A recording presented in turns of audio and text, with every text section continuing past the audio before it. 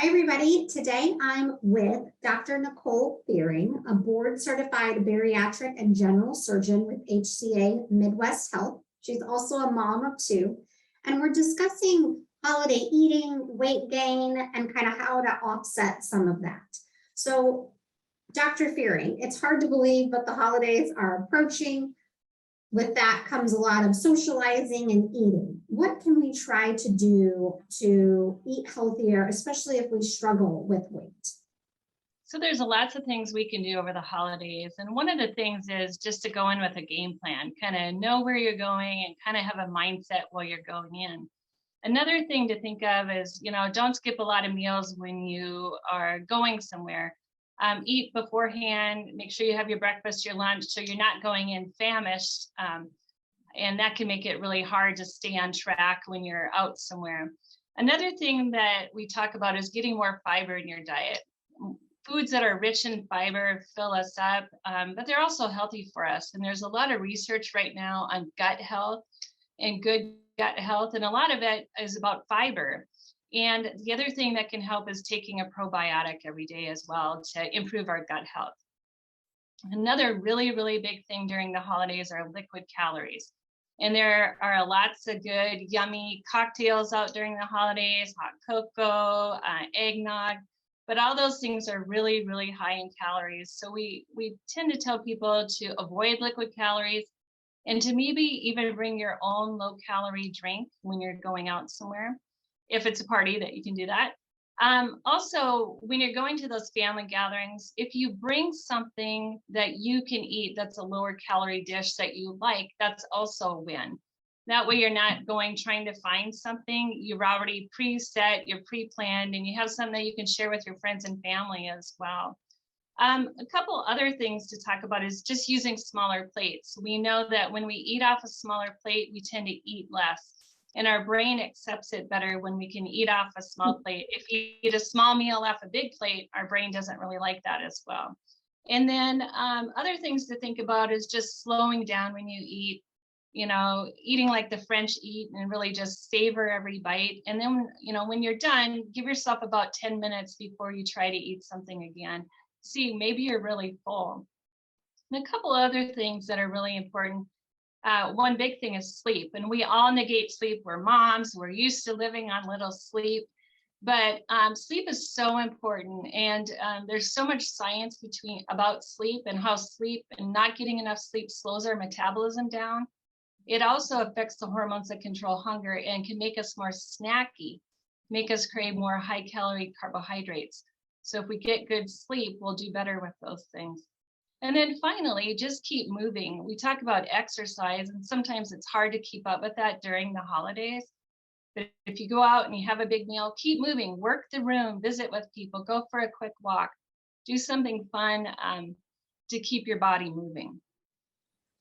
You mentioned exercise. What are some other simple lifestyle changes people can make now to help them lose weight? With exercise, we talk about making exercise movement and just keep moving. And one of the things that you can do is, for example, park further in a parking lot so you can walk further. If you are in a building that has a lot of steps or a lot of floors in it, walk up one of the flights and use the elevator for the rest if you need to. Use a Fitbit, your phone, your watch, a pedometer to measure your steps every day and give yourself goals to try to hit more steps. A lot of people make a goal of 10,000 steps a day. We talked about sleep earlier.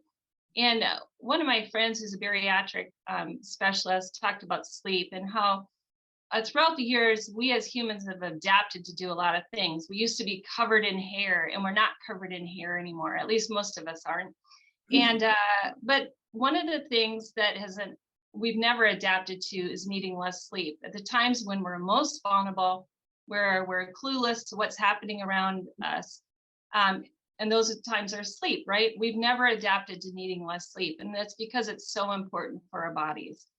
Another thing to think about is that a lot of people, if they food journal or use some of the apps to track how much they're eating, they can really find easy places to change how they're eating. And there's, you can just write it down. There's an app called Bariatric or the Daily Plate.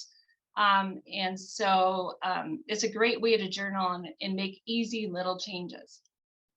Great. So what are some options for people who struggle with obesity and want to get help?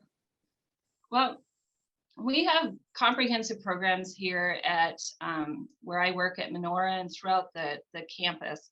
And there's different programs for healthy lifestyle changes, for exercise, for dieting.